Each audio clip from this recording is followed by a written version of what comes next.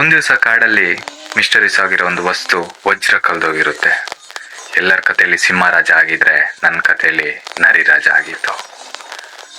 ನರಿ ಊರಿನ 5 ಜನರ ಮೇಲೆ ಸಂದೇಹ ಪಟ್ಟು ವಿಚಾರಿಸ್ಲಿಕ್ಕೆ ಸ್ಟಾರ್ಟ್ ಮಾಡುತ್ತೆ. 5 ಪ್ರಾಣಿಗಳದ್ದು 5 ವರ್ಷನ್ ಕಥೆಗಳು. ಯಾವುದನ್ನು ನಂಬೋದು ಯಾವುದನ್ನು ಬಿಡೋದು ಅಂತ ಯಾರಿಗೂ ಗೊತ್ತಿರಲಿಲ್ಲ. ಬಟ್ ಅಲ್ಲಿದ್ದ ಒಬ್ಬನಿಗೆ ಮಾತ್ರ ಗೊತ್ತಿತ್ತು.